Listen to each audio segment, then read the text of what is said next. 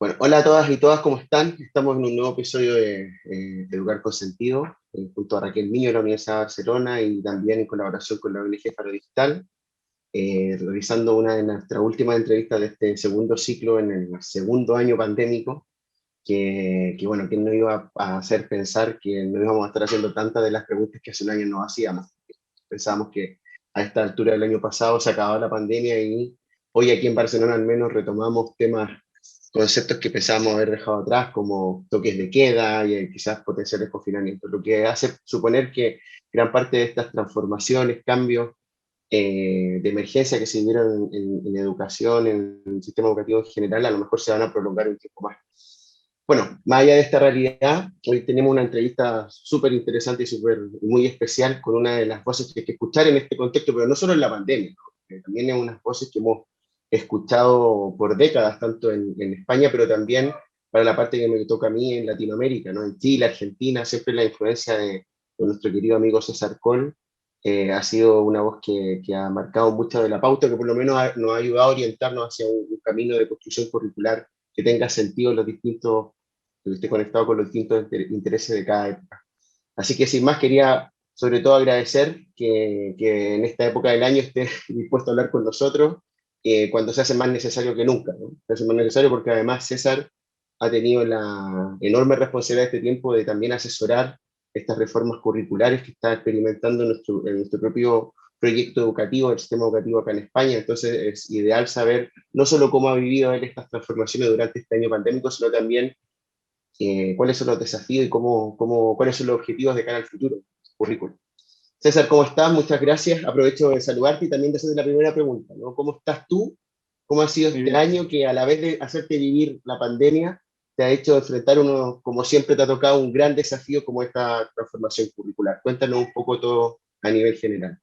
Muy bien, Pablo, estoy muy bien. Espero que tú, bueno, ya te veo, estás muy bien. Espero que todos y todas las que estáis escuchando también estéis bien.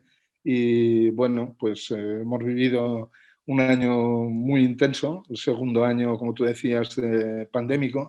Esperemos que no haya un tercero, aunque todo empieza, digamos, a apuntar que ojalá no todo el año, pero que en parte vamos a empezar el nuevo curso también en esta situación.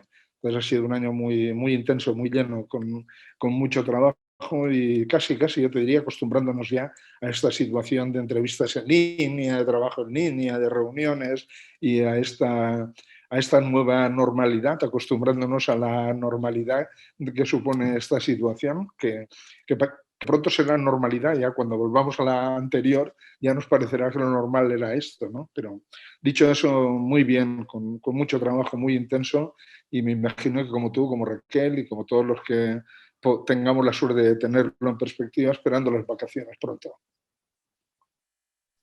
Sin duda, Raquel. Bueno, César, un lujo tenerte aquí con nosotros. Muchas Hola, Raquel. gracias por estar aquí y ya me gustaría empezar profundizando en el tema del currículum, ¿no? Que estamos todos deseosos de escucharte. Vemos entrevistas en tantos periódicos, ¿no? Y es un lujo poder preguntarte por esto. Así que un poco en base al asesoramiento que has estado realizando al Ministerio, ¿qué puede haber de nuevo, ¿no? En el nuevo currículum? Ya no solo a nivel de contenidos, sino también de perspectiva educativa, ¿no? ¿Qué puede cambiar? ¿Qué tenemos la posibilidad de cambiar a partir de la nueva reforma?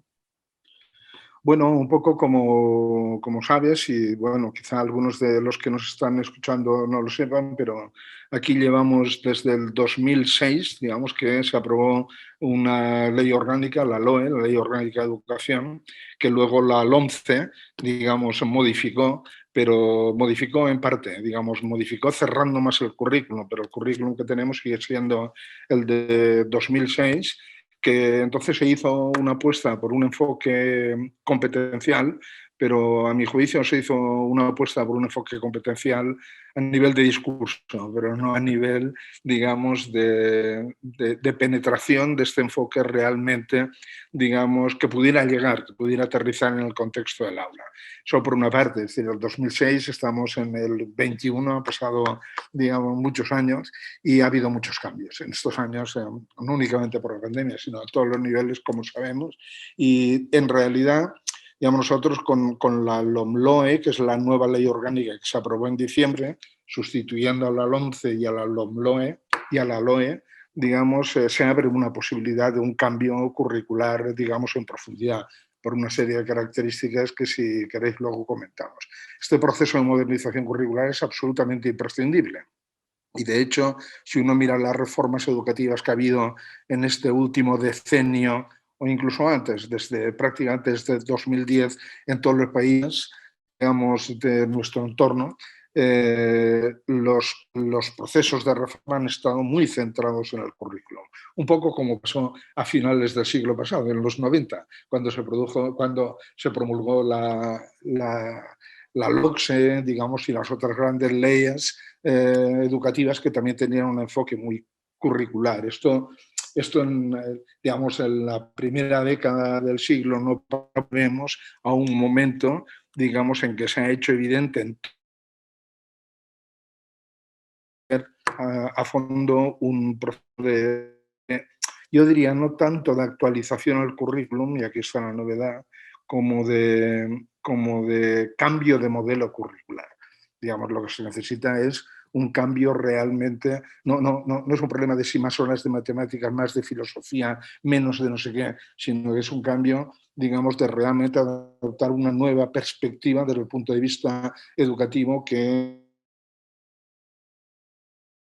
el referente de la educación al contexto del aula.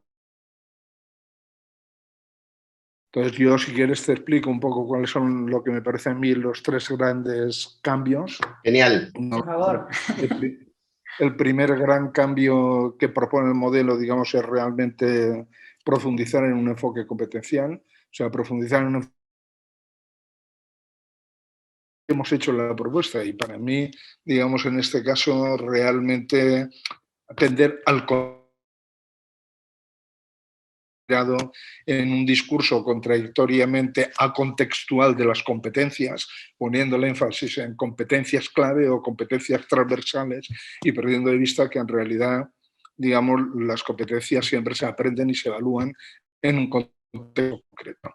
O sea, por lo tanto, la articulación de estas capacidades globales a las que remiten las competencias con lo que es el contexto local en el que siempre está el aprendiz es uno de los aspectos fundamentales, y buena parte de los cambios en el modelo van en este sentido de asegurar que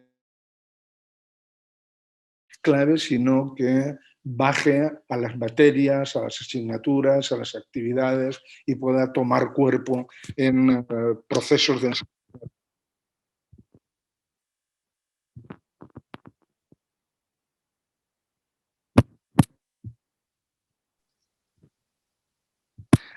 sobrecargados, sobredimensionados hasta un límite increíble, ¿no? Y esto es porque, a pesar de que desde el 2006 se dice que estamos con un enfoque competencial, al ser un discurso tan general, cuando se trata de concretar, se acaba con contenidos, y por contenidos disciplinares, de tal manera que el criterio de selección de qué se tiene que enseñar y aprender no son las competencias, no son los retos, no son los desafíos que tiene que afrontar el alumnado cuando termine la educación básica, sino aquello que es relevante desde el punto de vista disciplinar. Y eso lleva, como todos sabemos, a una sobrecarga de contenidos, y en la mayor parte los currículos que yo conozco.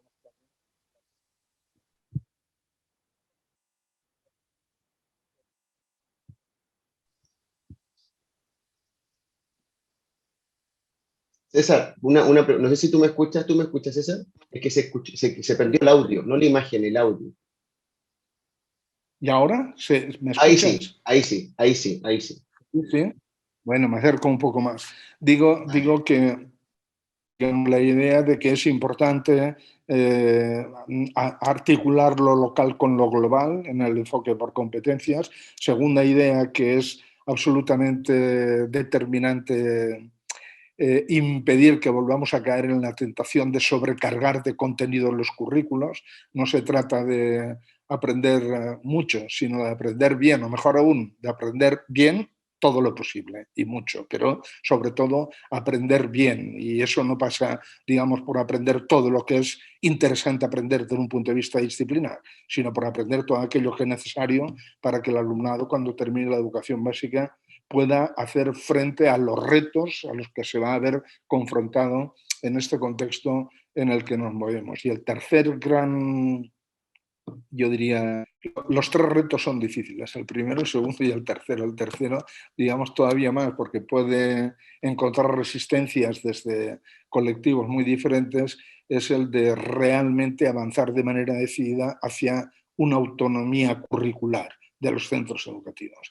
Es decir, el apostar, digamos, por poner en el currículum como obligatorios únicamente aquellos aprendizajes que son imprescindibles y no todo aquello que nos gustaría que a todos, que todo el mundo supiera, pasa porque realmente se puede personalizar en los centros de tal manera que los centros tengan capacidad, tengan margen de maniobra para ampliar, para profundizar, para introducir contenidos en función del perfil, de las características, de las necesidades, de los intereses, de los objetivos del alumnado y del contexto cultural, digamos, en el que se encuentra, en el que crece, en el que se desarrolla este alumnado y del contexto comunitario. Entonces, resulta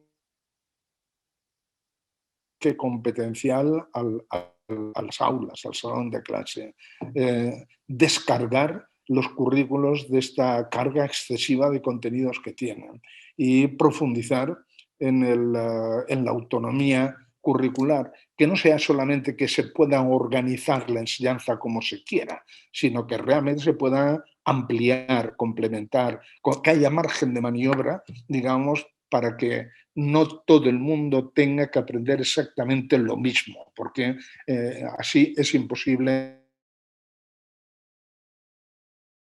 Y yo diría que esas son las tres novedades fundamentales que luego se plasman técnicamente en el currículum con unas decisiones concretas, pero que bueno, entiendo que es una cuestión más técnica que en este marco no tiene tampoco mucho interés. Si queréis entro, pero me parece que sería demasiado concreto y técnico para entrar en ello. No, bueno, si tú, o sea, lo que considero oportuno comentarnos, o sea, no vamos a considerar súper valioso. Igual, quienes te conocemos sabemos que tú siempre que expones y explicas tus ideas, las organizas en 2, 3, 4 ideas, ¿no? Entonces yo te quiero hacer 3 preguntas muy concretas que tienen que ver con esto, pero bien pequeñitas, ¿no? Primero, eh, Pablo. sí, se fue un poco, ¿no? Ahí sí, ahí sí. La Ahí última. sí, ¿no? Sí, todavía no lo he preguntado, así que son 3 preguntas muy pequeñas.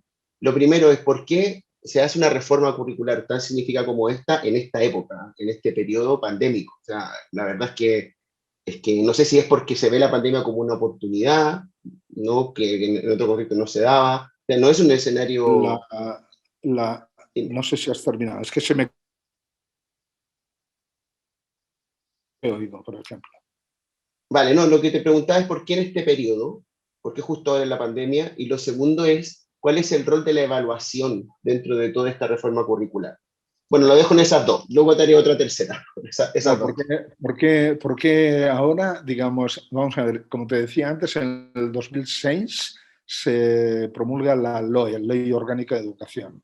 Digamos, creo que es el 16, si no estoy equivocado, la LOMCE, digamos, viene a corregir, a mi juicio, empeorando muchas cosas, digamos, de la LOE. Y cuando vuelve un gobierno, digamos, de coalición progresista a este país, una de las ideas, digamos, que se tienen con claridad es eliminar algunos de los aspectos que se consideran más regresivos de la LOMCE, que es la ley aprobada en 2016. Y se inicia, digamos, un proceso de cambio legislativo.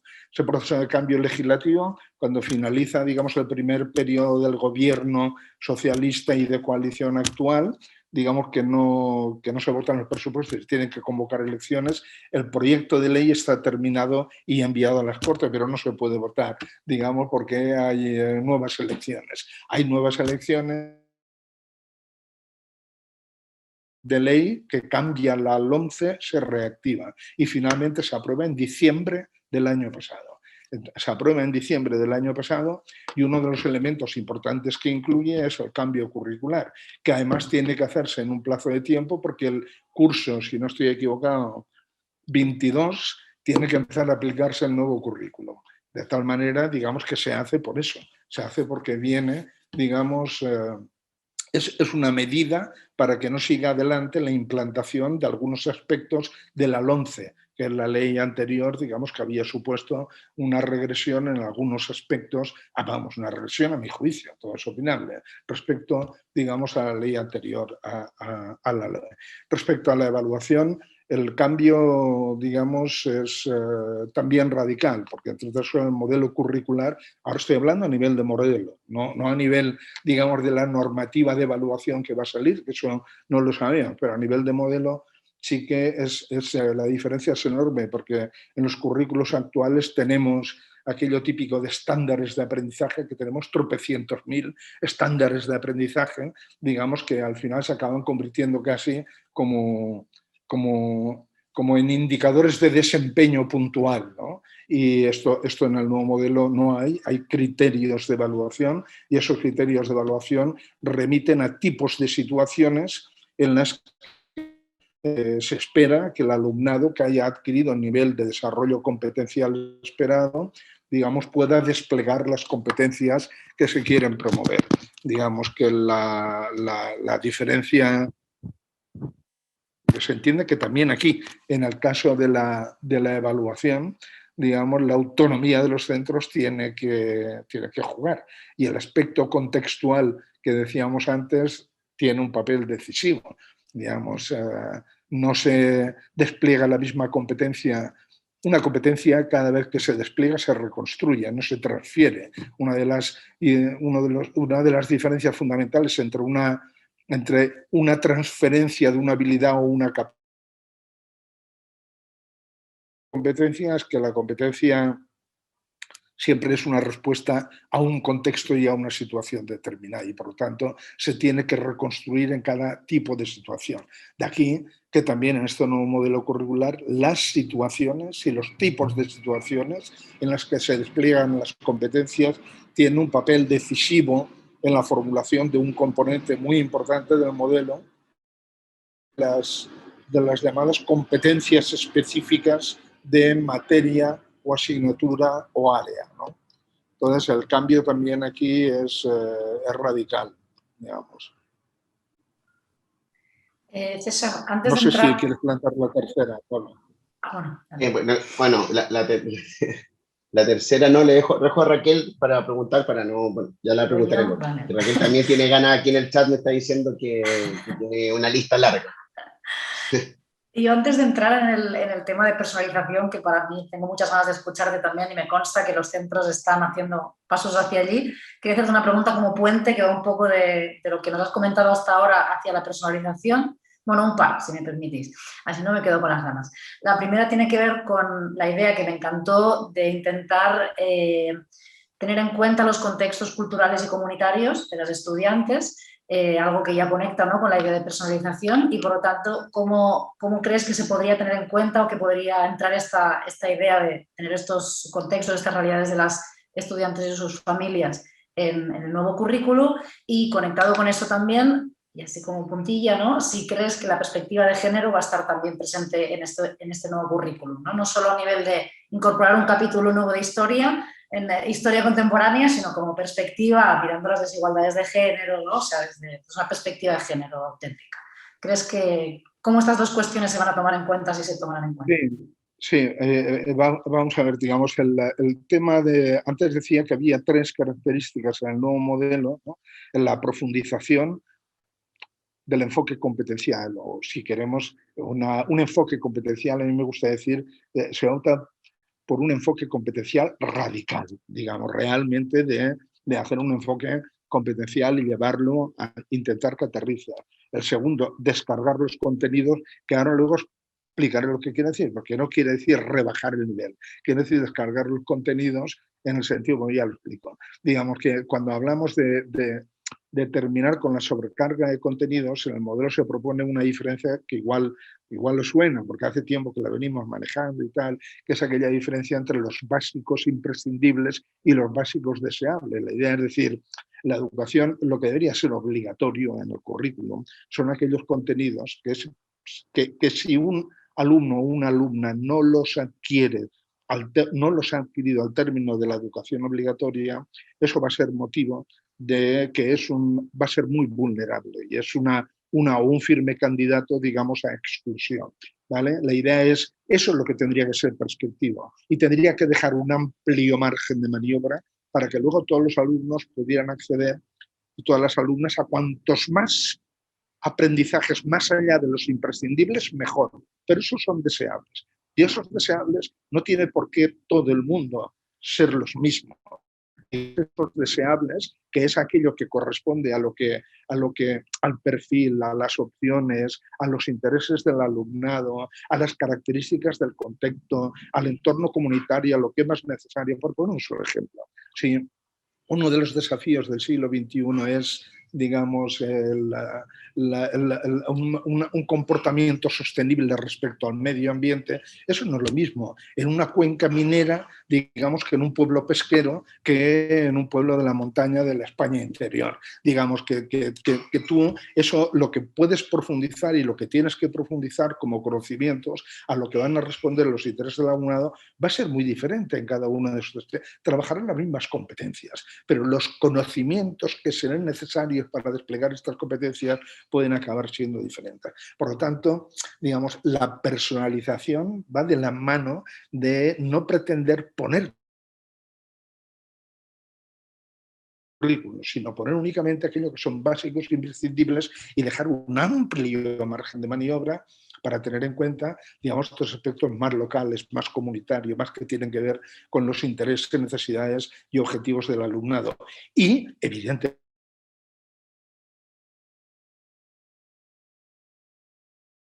importante para los centros y para el profesorado. Necesita, digamos, los centros tener este margen de maniobra. Si no, ¿cómo van a adaptar, cómo van a trabajar esas competencias que son siempre contextuales en los contextos que responden con la realidad cotidiana del alumnado?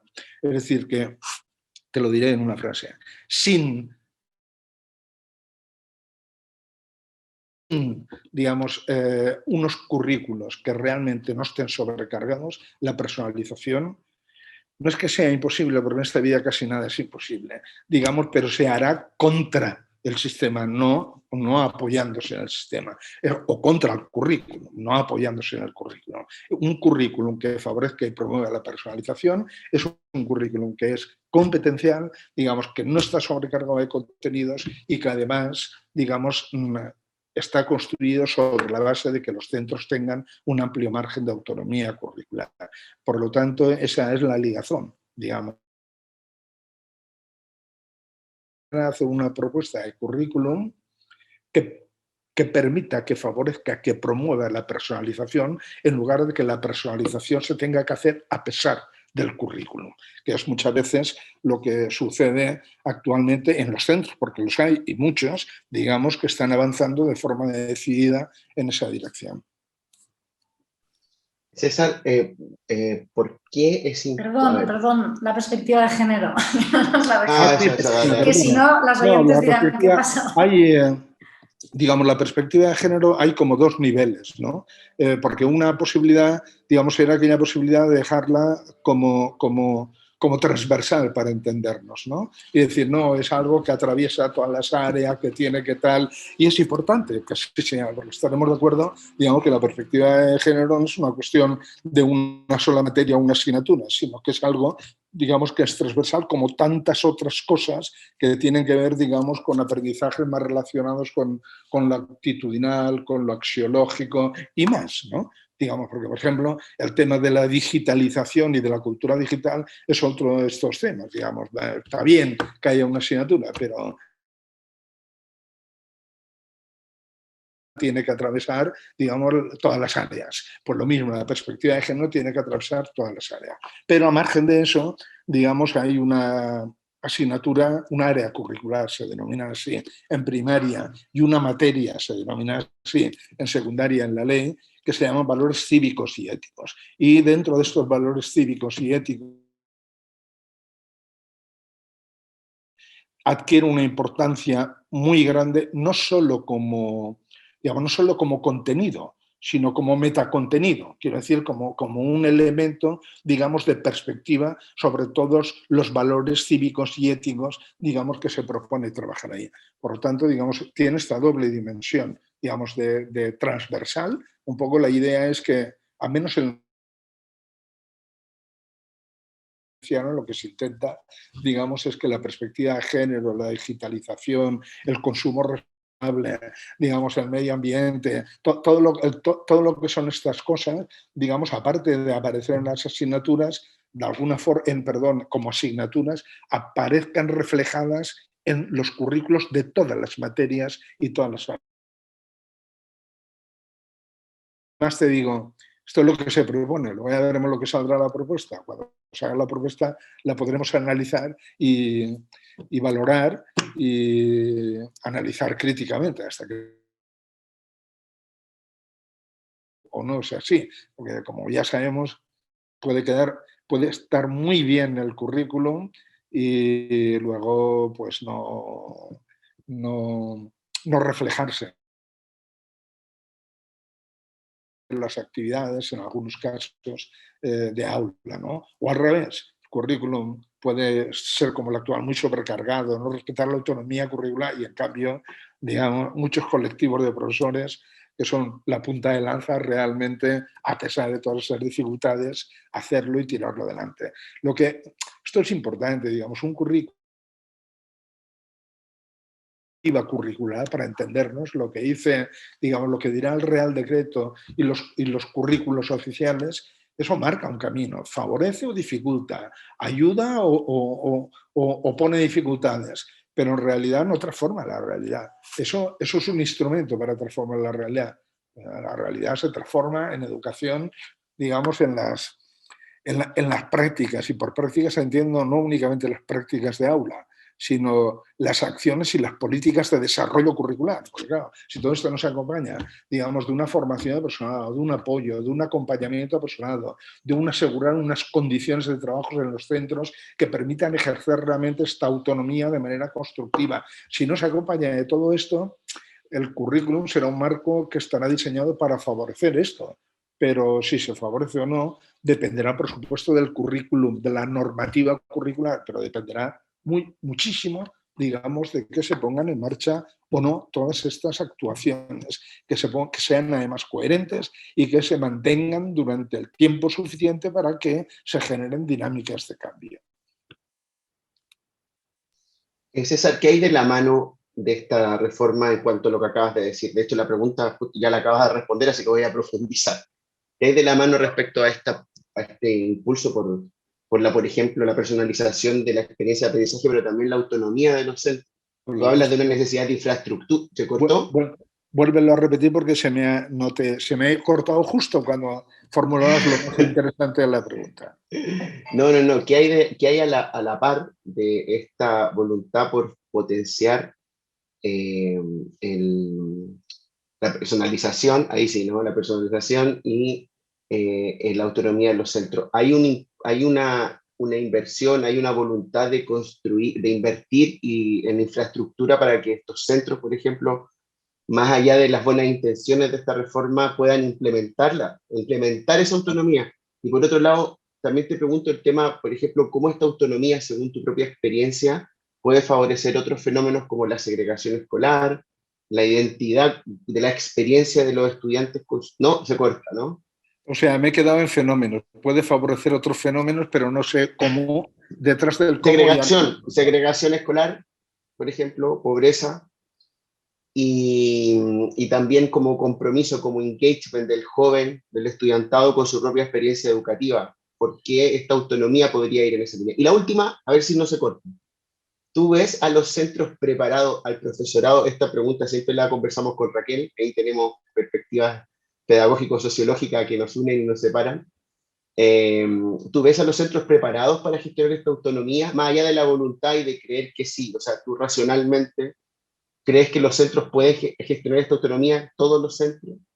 Lo digo porque tú conoces muy bien la realidad de Chile, por ejemplo, ¿no? Y en Chile la autonomía es ilegal, por lo tanto cualquier acción de autonomía de un centro es antihegemónica en general, ¿no? Porque organizada por la municipalización, ¿no? Existen las municipalidades que gestionan los centros y todo es decimonónico, top-down, ¿no?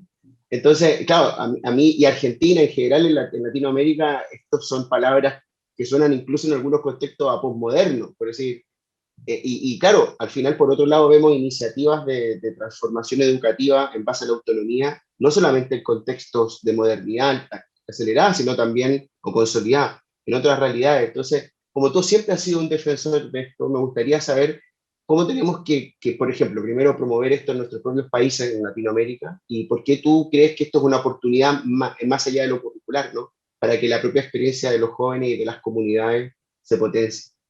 Vamos a ver, respecto a la primera pregunta, es fácil, porque es decirte que no lo sé, yo qué sé. Es decir, yo lo que te puedo, yo no sé si tienen voluntad. Dicen que sí, y yo quiero creérmelo, porque si no me lo creyera no lo haría, digamos, no me embargaría, digamos, en esto. Me lo creo, quiero creérmelo, no sé si hay más parte de quiero, digamos, o de indicadores de que esta creencia, digamos, tiene buena base, pero yo me lo quiero creer, ¿vale? Digamos, ahora, ¿lo harán o no? Pues no lo sé, pero te puedo asegurar que cada vez que hablo con alguien que puede tener algún tipo de influencia sobre esto, le suelto el rollo, tanto que ya me ponen cara como diciendo otra vez, porque pienso que no hay que dejar de decirlo, porque es aquello que siempre decimos, invertir más en educación no mejora automáticamente la educación, pero si uno no invierte en educación tampoco puede mejorarla. Eso me parece, digamos, que es de una claridad meridiana y que hay que decirlo, porque si no la idea esta que se ha instalado también a partir de estudios internacionales, es decir, no, se demuestra como no mejora la educación. Totalmente de acuerdo. El dinero se puede gastar muy mal, pero si no hay dinero no se puede gastar bien. Y esto me parece que es importante, digamos, que se pueda decir, hace falta más inversión en educación y hace falta gastar bien ese dinero, o sea, invertir bien, invertir en la dirección correcta, invertir en esto que decíamos, en acompañamiento y apoyo al profesorado, en formación, en equipamiento, digamos, en todo lo que son las condiciones para que este modelo del que hablábamos pueda hacerse realidad, porque si no, este modelo no se hará realidad. Ese modelo requiere unas condiciones y esas condiciones están claras. Yo quiero suponer que quien opta por ese modelo es consciente de que opta también, digamos, por la necesidad de asegurar esas condiciones. Y, como te decía, quiero creérmelo, ¿vale? Ya veremos, digamos, lo que pasará. La tercera pregunta era, sí, recuérdamela. La tercera, la de...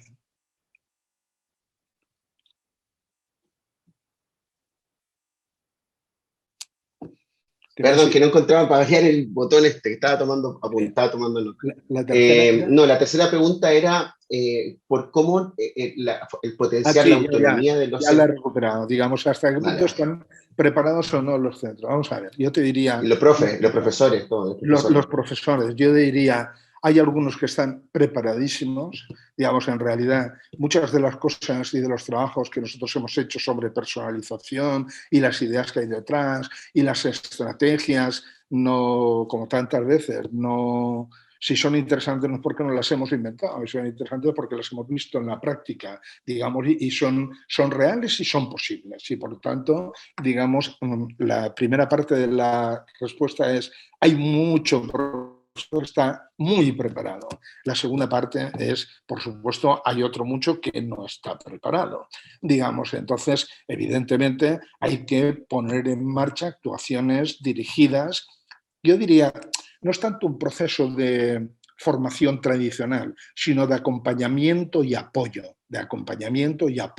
digamos, al profesorado para que, o sea, al profesorado a todos nos pasa lo mismo, cada uno abordamos las situaciones nuevas desde allá donde nos encontramos y lo que hay que hacer, digamos, es avanzar a partir de donde nos encontramos, no de decir que lo que hacemos no está bien y hacer otra cosa, sino a partir de aquí, digamos, ayudarnos a avanzar en una determinada dirección.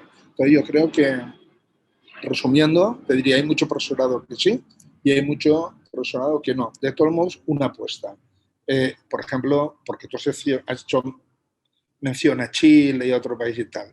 Me apuesto lo que quieras, digamos, a que dentro de unos años, digamos, reformas con estas ideas estarán, digamos, planteando también en esos países. ¿Por qué es inevitable? Porque esto no es, digamos, ¿por qué es inevitable? Porque el encapsulamiento del sistema educativo que marca, digamos, esta idea de arriba abajo todo absolutamente, digamos, prescrito.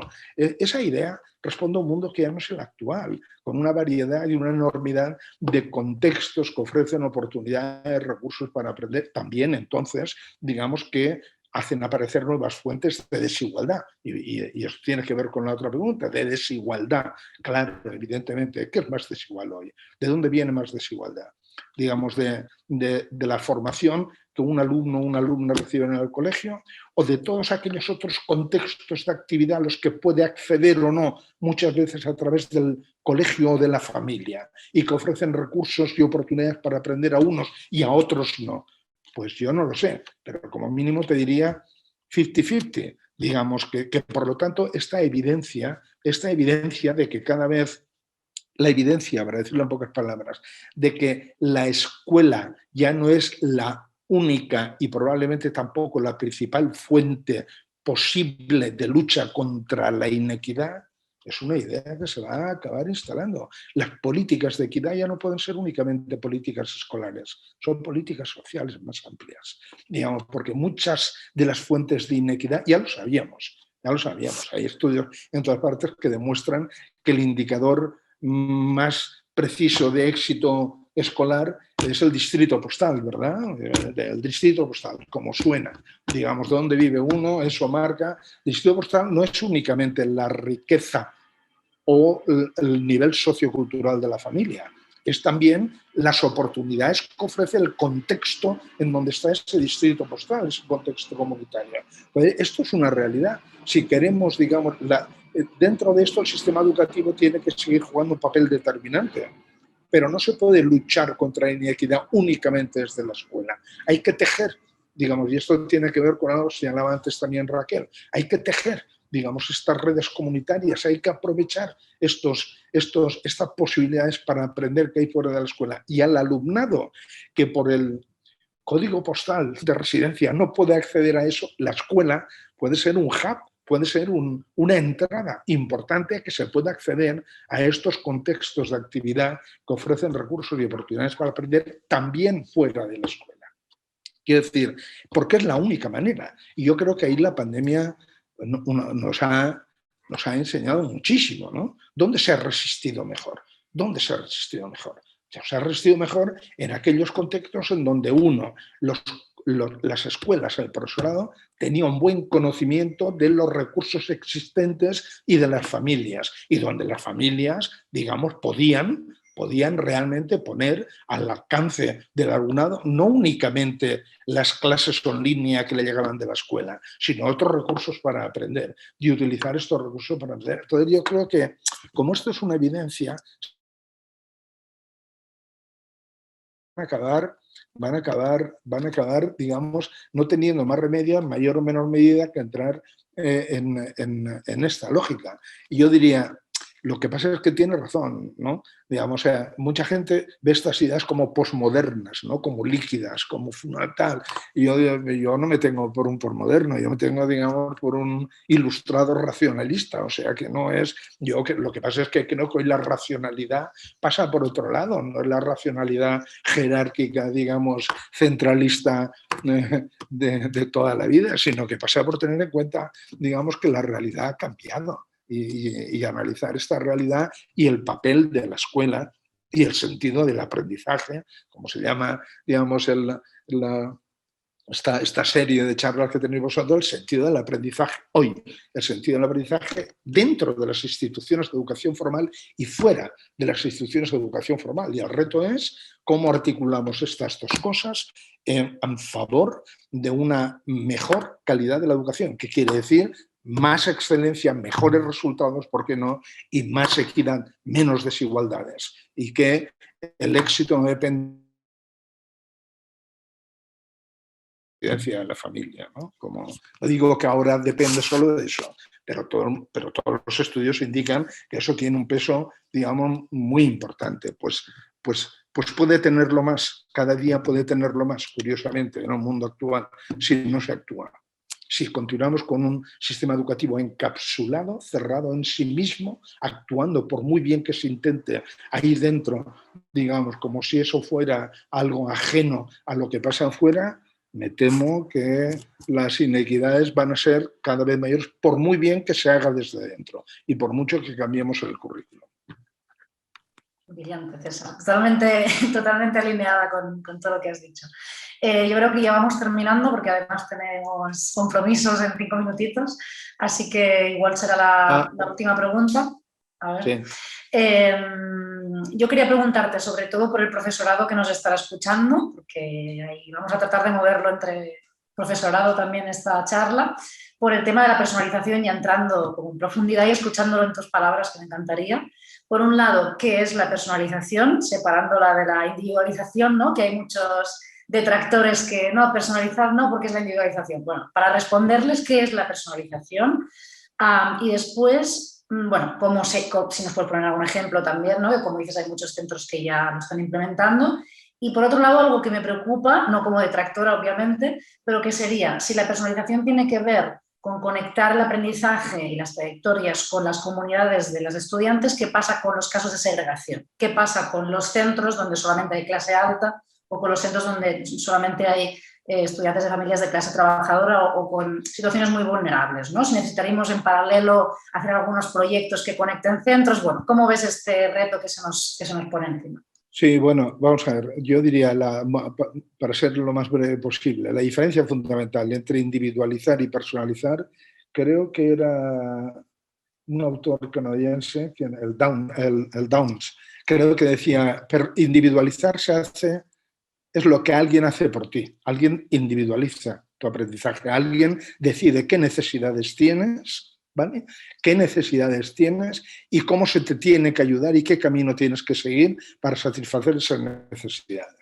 Personalizar quiere decir algo más. Personalizar quiere decir que tú decides en parte cuáles son esas necesidades, cuáles son tus objetivos, cuáles son tus intereses y que tienes un margen de maniobra y se te ayuda para que tú, digamos, puedas satisfacerlas. Es decir, la individualización se hace desde fuera. Digamos, siempre es alguien de fuera. Digamos, es alcanzar eso y que entonces necesitas un tipo de actuación. Primero, que tienes que alcanzar eso, que tienes que aprender eso y no otra cosa. Segundo, cuáles son tus limitaciones. Tercero, cuál es el mejor camino. La personalización es, sin negar todo eso de que tienes unas necesidades, unos objetivos y unos intereses, escuchar tu voz, incorporarla, ¿de acuerdo? Y no postular únicamente que yo como profesor sé las necesidades de aprendizaje que tú tienes, sino escucharte e integrar tu punto de vista sobre esas necesidades, sobre esos objetivos, digamos, sobre el camino de avanzar hacia ahí. Personalizar quiere decir eso, personalizar, digamos, quiere decir mantener a todo el mundo dentro, pero no de la misma manera, sino dando un margen de maniobra para que todo el mundo pueda, digamos, ahí dentro de ese espacio, digamos, de inclusión, para entendernos, elegir vías diferentes. Ese es el aspecto, yo diría, fundamental para mí de la personalización, lo cual no quiere decir que en la personalización el alumno, la alumna deciden qué estudiar, cuándo, cómo. No, quiere decir que desde el principio su voz, sus intereses se incorporan y se convierten en objeto de atención, de reflexión, de consideración. Y el objetivo es que poco a poco el alumnado realmente se convierta en el gestor de su propio proceso de aprendizaje y aprenda a tomar decisiones. Es decir, quizá el ejemplo también más claro es esas analíticas del aprendizaje que se nos presentan, digamos, como los grandes paradigmas de personalización. Yo creo que para mí no son personalización, para mí son individualización. A base de millones de datos, yo veo, digamos, qué errores o qué caminos, qué aciertos comete el alumnado para llegar a aprender algo que está establecido previamente, y a partir de ahí veo cuál es el camino digamos que mejor conduce. Pero fíjate que lo hago todo yo, es decir, el sistema. El alumno lo único que hace, la alumna lo único que hacen es recorrer, digamos, este camino, este camino cuyo punto final y cuyo recorrido, cuyo camino se establece desde fuera, con poca participación, digamos, de sus expectativas, de sus intereses, de sus objetivos, de sus opciones, de todo, ¿no? Entonces, en relación al segundo tema, porque evidentemente desde el sistema educativo no podemos cambiar la sociedad, digamos, podemos hacer muchas cosas muy importantes, pero no se puede hacer la revolución desde la escuela, no se puede cambiar la estructura social, ni los modos de producción, no se puede cambiar el sistema, pero sí que se puede hacer mucho, digamos, para luchar contra las desigualdades que genera el sistema. Efectivamente, yo decía antes, hace tiempo que sabemos que cuando una familia, unos padres, unas madres eligen un colegio para sus hijos, no eligen solo el colegio, eligen el colegio y todos aquellos espacios a los que se accede a través del colegio, ¿de acuerdo? Y sabemos, como decía antes, que muchos de estos espacios, de estos contextos de actividad, a la larga acaban teniendo tanta importancia para la formación, para el desarrollo, para la inserción social, para el éxito social, para el éxito académico, como el propio centro educativo. Claro que es engañoso diferenciarlo, porque en realidad el centro educativo forma parte de esta red, digamos, de contextos a los que se accede desde el colegio, ¿no? Entonces, ¿qué se puede hacer cuando esto no sucede? Pues justamente a través de los acuerdos comunitarios, por una parte, los colegios que están situados en zonas donde estos recursos no se puede familias no tienen acceso a ellos y otras sí, los colegios pueden convertirse mediante la elaboración y el establecimiento y el compromiso de las entidades y las administraciones locales y los agentes comunitarios pueden ofrecer el acceso a estos espacios a aquellos niños y niñas que provienen de familias que si no es a través de la escuela no podrían acceder porque a través de sus familias no podrían acceder nunca. Esto es un punto. Y el otro no me parece menos importante. Gran parte de estos recursos y oportunidades para aprender hoy en día están en Internet. Internet se ha convertido en parte del entorno comunitario del alumnado. ¿Por qué no utilizar todo eso?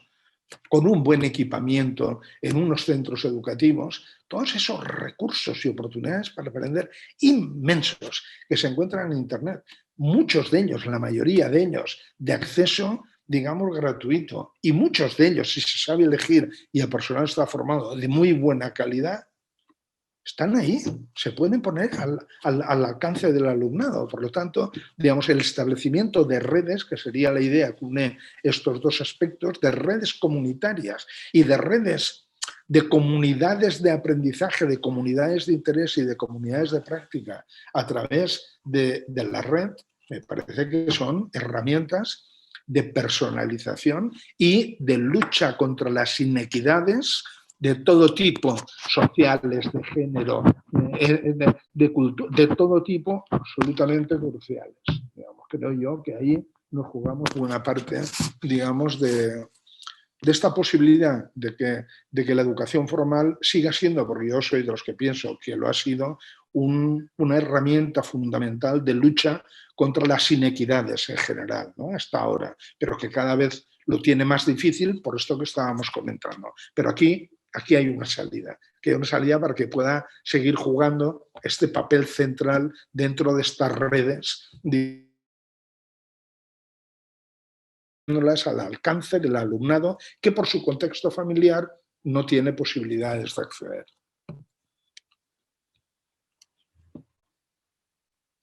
César, tenemos que cortar, pero yo no me quiero, bueno, espero me escuche bien la pregunta, no quiero dejar de hacerte. Has dicho, tenemos que, supongo que cortar, pero en ese momento se ha cortado. No, a ver, hace un año exacto te entrevistamos, exacto, ¿no? Entonces, bueno, agradecerte todo lo que nos has contado de esta reforma curricular. Vamos a estar muy pendientes de lo de personalización, lo que hemos leído desde siempre. Conectamos mucho y nos encanta saber que siempre tu idea han ido conectando décadas, generación tras generación, y llegan a un momento en que se pueden transformar en política educativa, que es lo que queremos todos los académicos y la academia. Pero te tengo que hacer una pregunta en tanto experto y conocedor como la misma que te hice el año pasado, ¿no? Y le diste en el clavo, de hecho, en muchos sentidos, con Raquel lo hablamos un tiempo y con Ezequiel, ¿no? El otro compañero, sobre cómo tú planificabas el retorno a clase y qué cosas después de la pandemia quedaban, ¿no? Y yo no, me encuentro surrealista que tenga que hacer de nuevo la misma pregunta un año después. Y te la hago, ¿no? Porque nuevamente viene la nueva pregunta: ¿cómo será esta nueva educación ahora con todo, ¿no? Ya sé que la reforma es un trabajo que venía, ¿no? Y que se ha reforzado en términos de reflexión en torno a todo lo que ha pasado con la pandemia, pero también es cierto que hay ciertas prácticas que se han digitalizado y que en algunos casos incluso han funcionado, en otros no.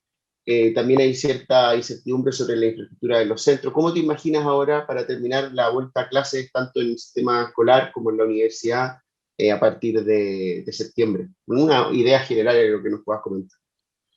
Uf, eso es muy difícil, Pablo. Es muy difícil porque también creo que va a depender mucho de los centros, va a depender mucho de cómo abordaron la situación de pandemia, de qué es lo que les ha sucedido durante todo este tiempo.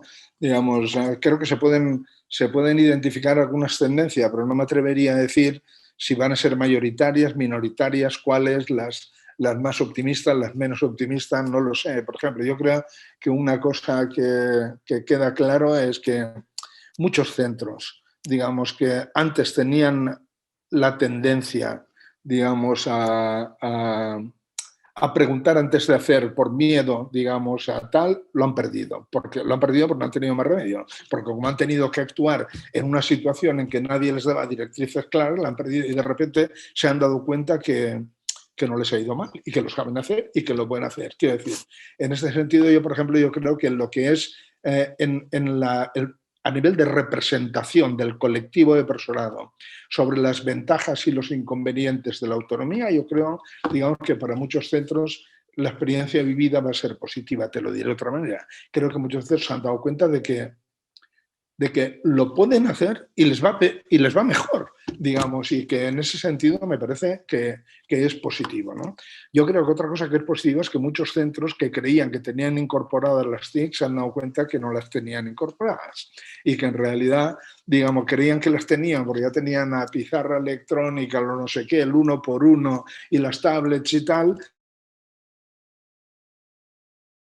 hacer algo diferente, digamos, a lo que consideraban que era fundamental hacer cuando los niños y las niñas van al colegio. Por ejemplo, yo te diría, la idea esta de lo híbrido, no como se vehicula habitualmente, sino de que lo híbrido es utilizar el contexto, digamos, digital y el contexto presencial, tanto si se está en la escuela como si se está en casa, no es que uno tenga que estar delante del ordenador en casa y sin ordenador y actuando cara a cara presencialmente en aula, sino que los contextos, es decir, que los entornos personales de aprendizaje son híbridos.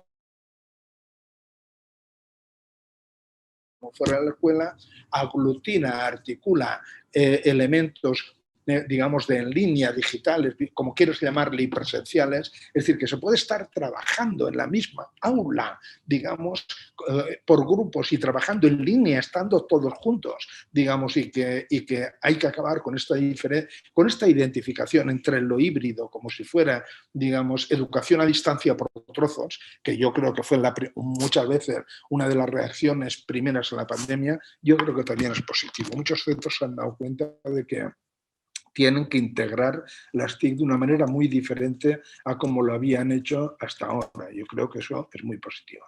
Otra cosa que creo que es positiva es que muchos centros se han dado cuenta de la importancia de mantener un buen contacto con las familias y terminar con aquello que creo que ya comentamos hace un año, cuando decía, no, es que muchos centros se han dado cuenta de que no saben nada de las familias, de los niños y de las niñas y tal. Solamente saben de aquellos que son conflictivos, de aquellos con problemas, pero no saben qué hacen. Es decir, no tienen ninguna conciencia de cuáles son los recursos y oportunidades para aprender del alumnado cuando se va de la escuela y se acaba el horario escolar.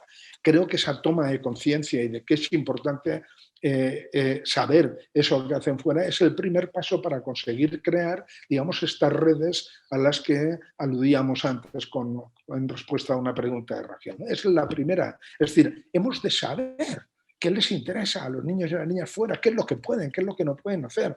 No únicamente para aprovecharlo, sino porque nosotros tenemos un poder inmenso desde las escuelas de convertir eso en objeto de reflexión y permitir que puedan aprovechar y sacar mayor provecho de esas experiencias de fuera. Entonces creo que esto es otro aspecto positivo. Los centros que no han tenido más remedio, yo no sé si del apoyo emocional al alumnado, digamos, y a las familias. Es decir, creo que hay muchas cosas positivas, ¿no? ¿Qué de todo esto quedará? Pues no lo sé. Yo me gustaría pensar, digamos, que luego creo que la administración no ha tenido más remedio de hacer algunas cosas que también son positivas. La codocencia, por ejemplo. Yo apostaría porque se quedaron la codocencia. Me parece mucho más importante mantener la codocencia que rebajar las ratios, porque da mucho más juego desde el punto de vista, digamos, de la posibilidad de actuar, del ejercer la influencia educativa. Me parece que es lo de las ratios y el bajar las ratios provocados, digamos, pues también. Es decir, los recursos de más que se han puesto por necesidad, pues ojalá quedaran. Ahí soy un poquito más escéptico, pero bueno, esperemos que, digamos, qué tal. Es decir, que yo creo que la administración tenía mucho miedo a la autonomía de los centros. Estaban en pánico, me consta, muchas administraciones, y de repente se han dado cuenta que los centros podían funcionar aunque ellos no les dijeran qué tenían que hacer. Esto ha sido también una lección muy importante para la administración. Entonces yo creo que todas estas cosas son relevantes y son importantes. El peligro mayor es que se vuelva a lo que había antes, pensando que lo que había antes era bueno y que todo lo que nos ha pasado es malo. Esa es la idea que deberíamos rechazar. Digamos, lo que nos ha pasado no es bueno, pero volver a lo de antes y pensar que aquello era lo mejor, digamos, eso tampoco es bueno. Digamos, hay que aprovechar todas estas cosas para avanzar en esta dirección, creo. Bueno, César, pues ojalá todas estas tendencias tan positivas se mantengan y sean sostenibles. Y bueno, cerrar obviamente agradeciéndote. Me encantó cómo hiciste de puente, que era una de las preguntas que no pudimos hacer, pero bueno, entre los centros, la academia y la política, ¿no? Creo que ha sido una charla ejemplar en este sentido de cómo se está conectando lo que pasa en los centros con las políticas y con la investigación. Ahí entramos menos, pero bueno, creo que fue un muy buen ejemplo, una buena charla, me encantó. Y nada, ojalá todo este cambio de modelo que se está cociendo, ¿no? Pueda realmente tener un impacto en las aulas, y nosotros, tanto Ezequiel, Pablo y yo, a disposición para poder trasladar todo este cambio de modelo a los centros, que ya están haciendo mucho, pero acompañarlos. Y desde ahí, pues nada, nos ponemos a disposición y a seguir trabajando. Muchas gracias a vosotros, ha sido un placer, y muchas gracias también a todos los que están escuchando o van a escuchar lo que hemos estado hablando. Y mucho ánimo y mucha suerte. Gracias por tu disposición, César, que esté muy bien.